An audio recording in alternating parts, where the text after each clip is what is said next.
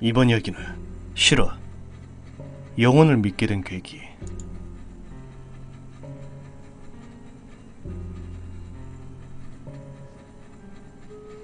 (100% 현실이고요).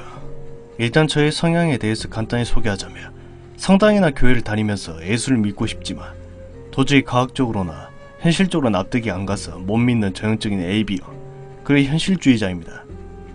전 귀신과 영혼은 절대 안 믿었어요. 전부 다 인간이 만들어낸 허상이라고 생각했었거든요.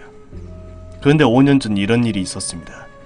저랑 고등학교 때부터 친했던 친구 녀석이 한 명 있었는데, 고2 때부터 저랑 단짝처럼 붙어 다니고 같이 살고 그러고 했던 친구입니다. 20살이 되었어도 대학은 다르지만 학교에 안 가는 날에 함께 놀았던 그런 친구예요.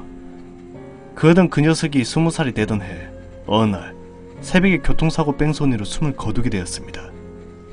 솔직히 그때 전 철이 없었고 친구가 죽어서 슬펐다기보다는 심심하면 찾을 수 있는 친구가 더 이상 없다는 그 답답함과 처음 느껴보는 기분에 눈물이 나더군요.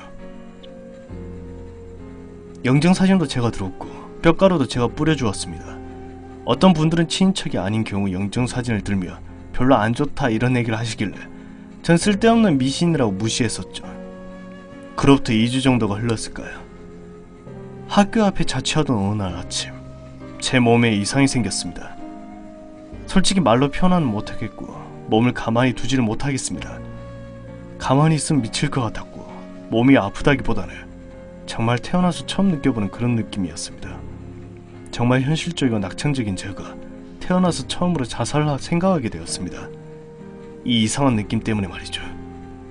진짜 이 느낌이 사실 수만 있다면 목숨을 끊어도 좋겠다는 생각까지 하게 되었습니다. 원래 제가 부정맥이 있었는데 그게 심해져서 이런 게 아닐까 하고 큰 병원까지 가보았고 몸에 기계를 달고 부정맥 체크를 3일 정도 했었습니다. 그 당시 의사는 저에게 별 말은 안 했고 입원하여 안정을 취하라고 했습니다.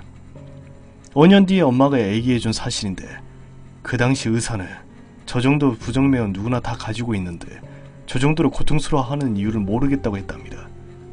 밥도 제대로 못 먹었고 제대로 된 일상생활이 어려웠습니다. 결국 엄마가 저보고 창원 용호동에 있는 어느 호숫가에 가자고 했습니다. 어떤 저고리 옷과 양말, 바지, 그리고 과일, 향 등을 챙겨갔습니다. 무엇인지 몰랐으나 엄마가 시키는 대로 했습니다. 제 친구 공공한테 하고 싶은 말을 하라고, 그리고 부디 잘 떠나라고 말해주랍니다. 그리고 우리 엄마도 뭐라 제 친구에게 몇 마디 하고 그 자리를 피해줍니다. 그 후 제가 친구에게 말을 하기 시작했는데 자세히 기억이 나지 않았습니다.